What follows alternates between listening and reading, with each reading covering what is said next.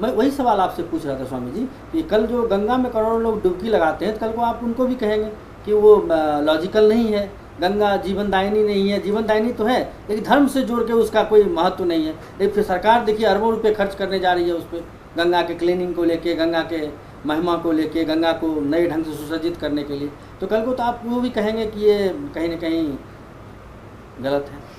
नहीं नहीं, मैं तो उल्टी बात कह रहा हूँ कि जिन्होंने अंधश्रद्धा से गंगा को अपने पाप धोने की एक नदी या गंगा मैया कहा, उन्होंने अपनी अज्ञानता से, अंधविश्वास की वजह से उसको प्रदूषित किया। जैसे गंगा के तट पर जितने भी मठ, मंदिर, होटल वगैरह खुले हुए हैं जहाँ तीर्थ यात्री ठहरते हैं, उनसे पूछो जिस गंगा के पानी को लेके आप आचमन कर रहे हो और तुम्हारा जो सारा मलमूत्र है जिस मठ का या होटल का, वो कहाँ जा रहा है? वो कहीं और गिरा करके क्यों नहीं इसको आप साफ रखते? तो वो ये मान के चल रहे हैं कि बस इसमें चाहे फैक्ट्रियों का जहरीला वो डाल दो, चाहे पूरे शहर का सीवेज ला करके डाल दो, गंगा तो गंगा है, पवित्र है। इस सोच ने गंगा को आज गंदा कर दिया। तो अब सरकार लग रही है इसको फिर से साफ करो, लेकिन दिमागों में जो गंदगी है गंगा के बारे में कि ये पाप धो देती है, चाहे कैसी भी हो, जब तक ये नहीं निकालेगी सरकार और बाकी समाज के लोग, तो कोई गंगा कभी साफ़ नहीं हो सकती। आपको बताना पड़ेगा कि गंगा के जल में खास कुछ ऐसी प्रॉपर्टीज़ हैं, बहुत समय तक सुरक्षित रहता है, शरीर के लिए अच्छा है, अनाज पैदा करने के लिए भी विशेष ऐसी चीज़ें, और ऐसी तमाम और दूसरी नदियाँ भी हैं। तो इनको पवित्र रखना, साफ़ रखना, क्लीन रखना, ये हम सब की, मनुष्य की, जैसे वायु प्रदूषण से बचाना है, इसी तरह जल प्रदूषण से बचाना है अपने पूरी धरती को। ये तो था मैसेज देने का, और यही मैसेज है हमारे वेदों में, उपनिषदों में।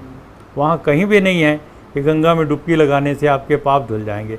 पाप तो एक ऐसी चीज़ है कि आपने यदि गलत काम किया है तो आप चाहे कहीं गंगा में क्या और किसी चीज़ में 1000 डुबकी लगा लीजिए और लाखों करोड़ों का दान दे दीजिए, उस पाप से मुक्ति नहीं हो सकती, छुटकारा नहीं मिल सकता, उसको भुगतना ही पड़ेगा। कर्म फल का ये सिद्धांत है परमात्मा की सृष्टि में।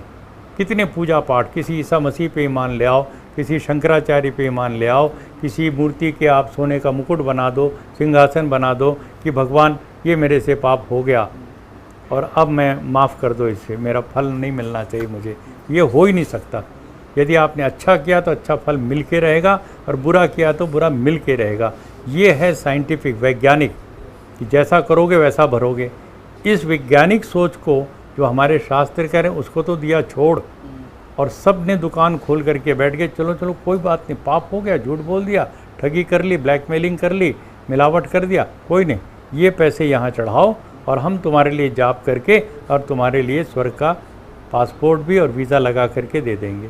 तो ये जो अंधविश्वास की दुकानें चल रही हैं, जब तक इनको नहीं हटाएंगे, और अभी जो हमारे प्रधानमंत्री ने लोकसभा में अपना पहला भाषण दिया, उसमें स्पष्ट शब्दों में कहा है कि भारत से गरीबी नहीं मिट सकती जब तक अंधश्रद्धा से मुक्ति नहीं होगी। ये नरेंद्र मोदी जी का पहला भाषण है राष्ट्रपति के अभिभाषण पर चर्चा का उत्तर देते हुए। अब लागू करे सरकार इसको, हम तो मदद ही कर रहे हैं, हम किसी की भावनाओं का आहत नहीं कर रहे, किसी की आस्था पे चोट नहीं पहुंचा रहे। और भारत के संविधान के धारा 51A में लिखा है, सब नागरिकों का मौलिक कर्तव्य है, वो चाहे शंकराचार्य हों, चाहे पंडे हों, पुजारी या पादरी या मुल्ला, उन सब की जिम्मेदारी है, कर्तव्य है उनका कि वो साइंटिफिक टेम्पर को, वैज्ञानिक सोच को बढ़ावा दें। तो विज्ञान और धर्म, जिसको हम टकराहट देख रहे हैं ना आपस में, कि विज्ञान तो कुछ और है और धर्म तो एक कोरी आस्था पे, अंधविश्वास भी चलता है, रूढ़िवाद, ऐसा नहीं है। जो धर्म है, सच्चा धर्म, सही धर्म, वो वैज्ञानिक चिंतन अर्थात सत्य को और बल्कि विज्ञान जहाँ तक पहुँचता है उससे आगे पहुँचता है धर्म, वहाँ तक तो जाएगा ही जाएगा, उससे आगे अनुभूति पर उतार करके, और तब उसको स्वीकार करता है। स्वामी जी, एक अच्छी बात है ये कि विज्ञान के सहारे हम आगे बढ़कर अंधविश्वास को खत्म करें ताकि हमारी गरीबी खत्म हो। लेकिन ये सब विवादों के आड़ में जो हिंदू धर्म को अलग से परिभाषित करने का जो प्रयास किया जा रहा है बार बार कई संगठनों के द्वारा, कई लोगों के द्वारा, ये गलत नहीं है कि आप एक बार फिर ऐसे टेरेन में अपने आप को ले जा रहे हैं जहाँ की विवाद ही विवाद होगा? देखिए, हिंदू धर्म ने इस प्रकार की सोच न पैदा करके दकियानुसी, पोंगापंथी, सड़े गले विचारों को ही धर्म की संज्ञा दे करके ऐसी मान्यताएं बना ली जिससे हिंदू समाज सबसे ज़्यादा कमज़ोर समाज आज भारत दुनिया के अंदर। वो क्यों?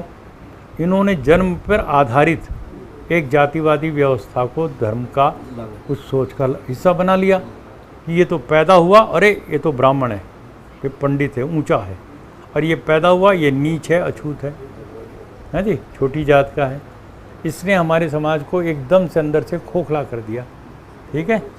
फिर भाग्यवादी सोच अलग से कि ये जो नीच कुल में पैदा हुआ, इसने ज़रूर पिछले जन्म में पाप किए होंगे। अब वो दिखाई तो पड़ता नहीं किसी को, और वो बेचारा नीच कुल में पैदा क्या हो गया, अब ज़िंदगी भर उसको वो लानत सहनी पड़ेगी। हाँ, और ये जो ब्राह्मण देवता पैदा हो गए या अमीर के घर में पैदा हो गए, इन्होंने ज़रूर बहुत बड़ा पुण्य किया होगा पिछले जन्म में, इसलिए भगवान ने इनको इस जन्म में। अब ये जो गलत, अवैज्ञानिक और महाघटिया किस्म की सोच जो वेदों के प्रतिकूल है, उपनिषदों के विचारों के, ऋषि मुनियों के बिल्कुल ठीक उल्टे जा कर के ये ठेकेदार बन गए हिंदू धर्म के सारे।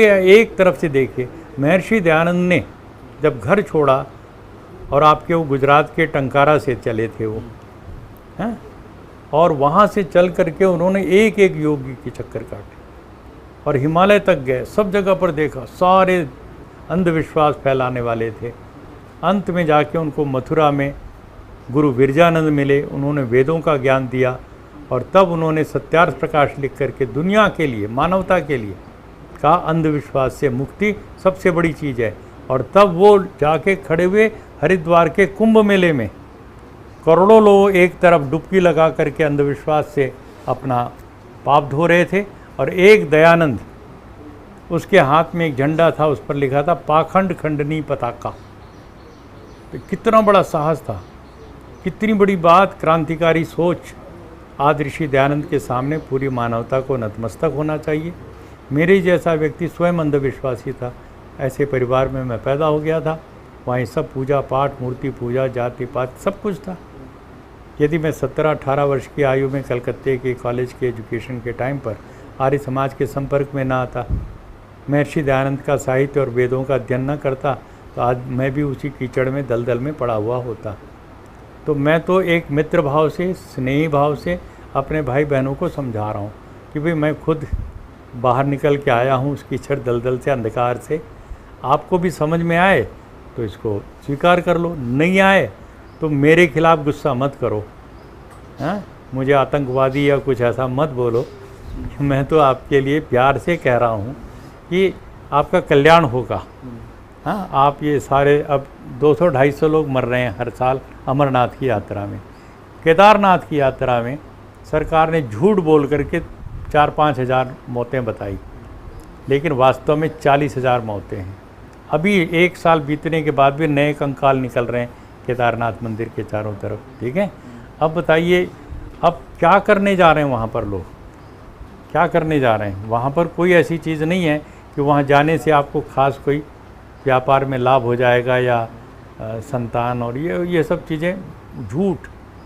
तो ऐसी सब चीज़ें और सब धर्मों की दुकानें ऐसी चल रही हैं। धर्म क्या हैं, संप्रदाय हैं ये अंधविश्वास पर आधारित।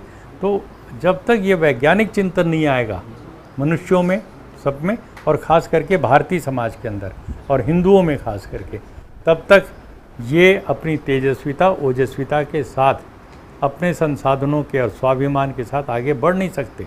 आप सरकार से पैसा लगवा लीजिए, मशीनें लगवा लीजिए, दुनिया भर की चीज़ें खरीद लीजिए। अब एक आदमी एक कार खरीद करके लाता है तो उसके ऊपर फूल चढ़ाता है, माला चढ़ाता है, ऐसा है। और गाय को कहता है गौ माता की पूजा करो, तो उसके गले में माला डाल करके जलेबी देता है उसको खाने को। अरे भैया, उसको रोज़ तुम हरी घास दो, हैं, उसको मजबूर न करो सड़क पर छोड़ करके वो प्लास्टिक के, पॉलीथीन के बैग खाए या मलमूत्र खाए, उससे बचाओ। है, गौ माता भी बोल रहे हो, गंगा माता भी बोल रहे हो, और सब उल्टी चीज़ें कर रहे हो। और अंधश्रद्धा को आस्था बता करके अपना भी और समाज का और देश का नुकसान कर रहे हो। स्वामी जी, हमसे बात करने के लिए बहुत बहुत धन्यवाद और शुक्रिया आपसे। ये थे स्वामी अग्निवेश जी के अपने विचार, चाहे शंकराचार्य के मामले पे हो, चाहे अंधविश्वास को लेके हो। लेकिन ये सच है कि धर्म और विज्ञान की लड़ाई सदियों से जारी है और आगे भी इसी तरह चलती रहेगी। मुद्दा में फ़िलहाल बस आज इतना ही। अगले दिन हम फिर हाजिर होंगे एक नए मुद्दे और नए मेहमान के साथ। फिलहाल दीजिए हमें इजाज़त। नमस्कार।